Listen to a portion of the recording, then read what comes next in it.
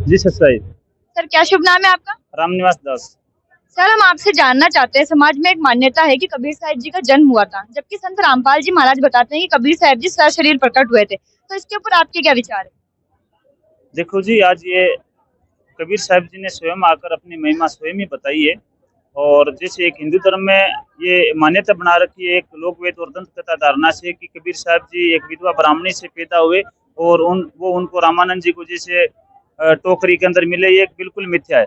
कबीर साहब जी ने शेष शरीर आए थे और शेष शरीर अपनी 120 वर्ष रहकर काशी नगर लेहरतारा तालाब में वो प्रकट हुए और मगर से अपना जैसे शेष शरीर चले गए थे और कमल के वो फूल मिले थे, वो आज भी मगर के अंदर वो यादगार बनाई हुई है। तो उन्होंने अपनी महिमा स्वयं ही आकर गाई, जैसे कि गोरखनाथ जी से जब गोष्ठी हुई थी, उन्होंने कहा कि अवधू में अवगत से चलाया, मेरा कोई भेद मरम ना पाया, ना मेरा जन्म गर्भ बसेरा में बालकपन दिखलाया, अरकाशी नगर जल कमल पर डेरा ता जुला ने पाया, और ना मेरे कोई मात पिता ना अगर कोई मेरे दासी, और जुल्लाए सुत आण काया, ये जगत करे मेरे हंसी। तो ये आज तक ये हिंदू धर्म के चाहे सनातन धर्म के चाहे किसी भी धर्म के, चारों धर्म को आज तक कबीर साहब की महिमा कोई नहीं जान पाए। तो उन्होंने अपनी महिमा अपने आप आकर गाई और अरबों वाणियों में उन्होंने सुनाई। सर आप हमें बता सकते हैं, ये समागम हो रहे हैं, इनके जो मुख्य आकर्षण बिंदु है वो क्या रहने वाले हैं? देखो, अगर मुख्य बिंदु आकर्षण की अगर बात करते हो तो जनता आ रही है, सब आज एजुकेटेड है, सभी समाज पढ़ी लिखी है। तो यहाँ पर हमारे इस सतलोक आश्रम जैसे सोजत की बात करूं तो यहाँ पर प्रदर्शनी लगाई हुई है।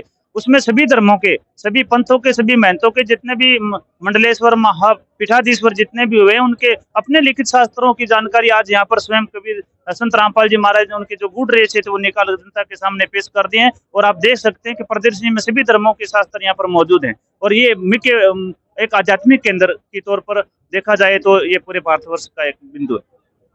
सर यहाँ पे एक सुनने को मिलता है कि यहाँ पे एक दहेज मुक्त विवाह होता है, जिसमें ना किसी प्रकार का कोई बैंड बाजा होता है, ना कोई बारात होती है। तो सर ये किस प्रकार की शादी होती है यहाँ पे?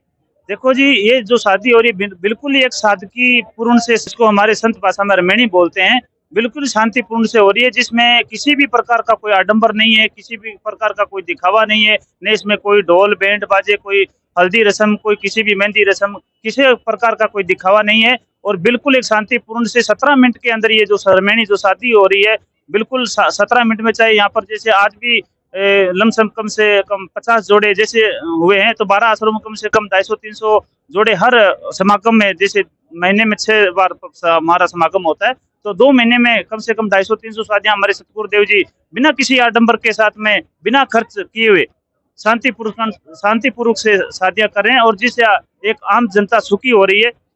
और ये असीम दया है मालिक। जी बहुत बहुत धन्यवाद आपका। जी सर।